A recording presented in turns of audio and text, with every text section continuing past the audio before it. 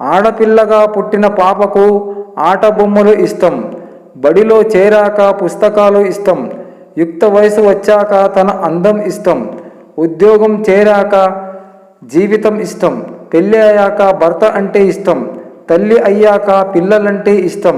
ఇవన్నీ గమనించారా? ఒక ఆడపిల్ల ఇష్టాలు, సంతోషాలు అన్నీ కూడా మరొకరు దానిపై ఆధారపడి ఉన్నాయి. జాగ్రత్తగా పొదుపు చేసుకోండి. ఎందుకంటే నీ ప్రేమకు అర్హత కలిగిన వారి కోసం భవిష్యత్తులో ఖర్చు చేయవలసి అవసరం ఉంటుంది. నువ్వు ఎలాంటి వాడివో నువ్వు పెంచుకున్న పరిచయాలు చెబుతాయి. నీ వ్యక్తిత్వం ఎలాంటిదో నిన్ను వదుకోలేని పరిచయాలు చెబుతాయి. నువ్వు ఎలాంటి వాడివో నీకు తెలుసా? జీవితంలో సర్దుపోవడం, రాజీ పడడం నేర్చుకోవాలి. తలుపు చిన్నదిగా ఉంటే తల వంచి లోపలికి వెళతాం. ఇది తెలుసుకోవాలనే చాలా దేవాలయాల్లో దేవుడి ద్వారం చిన్నగా ఉంటుంది. జీవితం అంటే ఏమిటి అని ఆలోచిస్తే సమాధానం దొరకదు. మనం ఎవరిని బాధ పెట్టకుండా, మనల్ని ఎవరు బాధ పెట్టకుండా ఉంటే అదే జీవితం. ఎదుటివారు మన పట్ల ఎలా ఉంటే మనం ఇష్టపడతామో ముందుగా మనం కూడా ఎదుటివారి పట్ల అలా నడుచుకోవాలి. ఎదుటివారు ఎలా చేస్తే మనం బాధపడతామో ముందుగా ఎదుటివారి పట్ల మనం కూడా అలా ప్రవర్తించకూడదు. ఎందుకంటే వాళ్ళ ఇంటి నుండి మన ఇంటికి ఎంత దూరమో మన ఇంటి నుండి వారింటి నుండి కూడా అంతే దూరం. కాబట్టి పూర్వజన్మ రుణాల బంధం లేకుండా ఎవరు మన వద్దకు రారు. మానవులే కాదు, పశుపక్షాదులు కూడా అంతే. కనుక చీచి పొమ్మని ఎవరిని తరిమివేయకండి.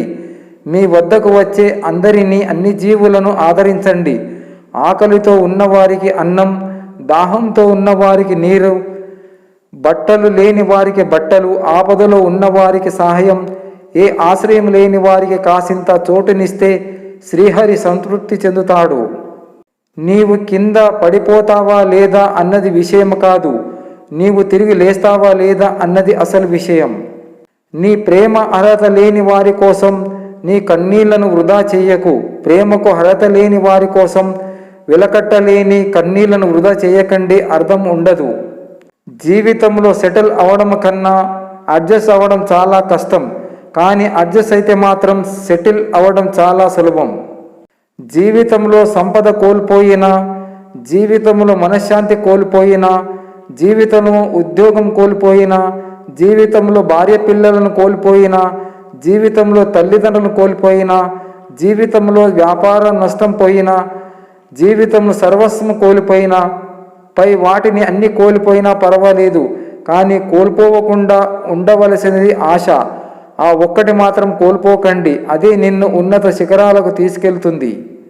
ఒకప్పుడు కాకపోతే ఒకప్పుడైనా మనుషుల్లా బ్రతికే వాళ్ళకే మనుషుల విలువ తెలుస్తుంది. ఎప్పుడు జంతువుల బతికే మనుషులకు మనుషుల విలువే కాదు, కనీసం ఆ జంతువుల విలువ కూడా తెలియదు.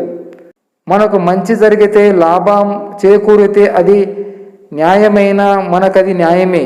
మనకు లాభం చేకూర్చని న్యాయమైన మనకది అన్యాయమే. ఇది నేటి లోకరీతి. సందర్భాన్ని బట్టి న్యాయ అన్యాయాల నిర్వచనాలు మారుతుంటాయి.